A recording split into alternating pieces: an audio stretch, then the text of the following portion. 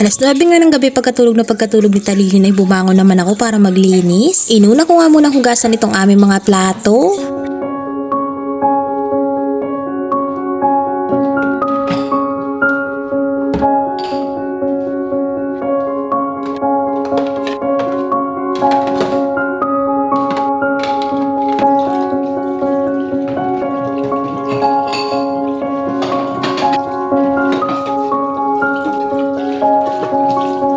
Pagkatapos kong hugasan ng mga plato, etong timba naman ay iniimbakan ko ng tubig ang hinugasan ko. At habang nag-iipon nga ako ng tubig dun sa may timba ay nagsimula naman akong magwalis-walis. Eto nga yung mga sako bag na yan ay ipababagahin namin pa uwi sa Romblon, pero dahil hanggang ngayon wala pa kaming pera kaya ayan, naimbak nga dyan. Hindi pala wala kundi meron, pero yun nga lang may paglalaanan nga itong aming pera dahil kailangan namin gamitin sa araw-araw.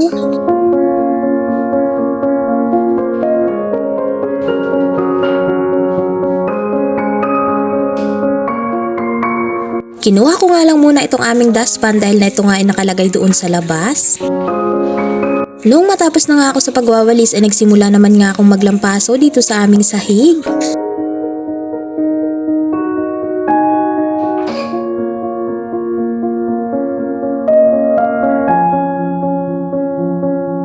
At eto nga mga laruan ni Talili na mga kabakabayo ay isa-isa kong pinaglalagay din sa gilid at kinuha kong pa nga din itong kanyang laruan na car doon sa labas.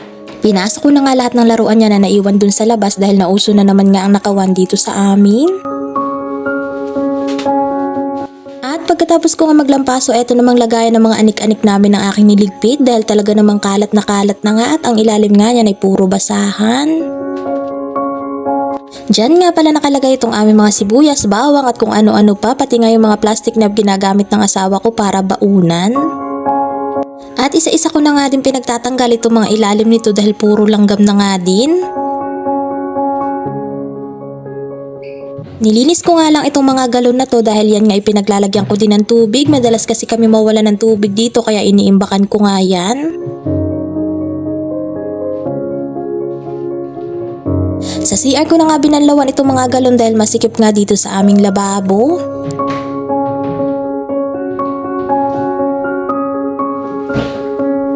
At ayan nga, nagsimula na nga din ako mag-ipon ng tubig.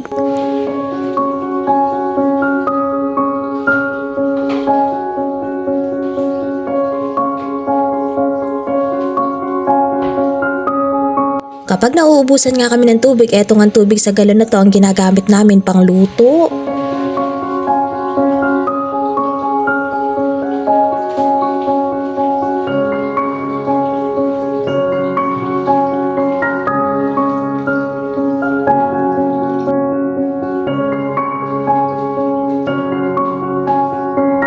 Pagkatapos ko nga mag-ipon ng tubig, nagsimula naman nga akong kuskusin itong aming pader dahil puro sulat na naman nga ng mga ballpen ni Talilin.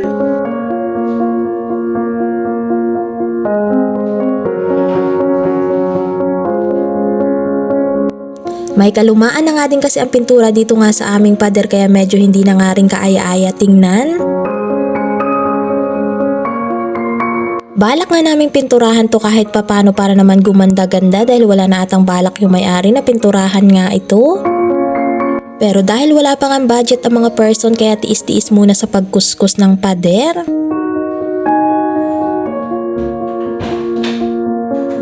Nung matapos na nga ako sa aking mga gawain na nagsimula na nga rin ako mag-toothbrush at nagilamos na nga din pala ako.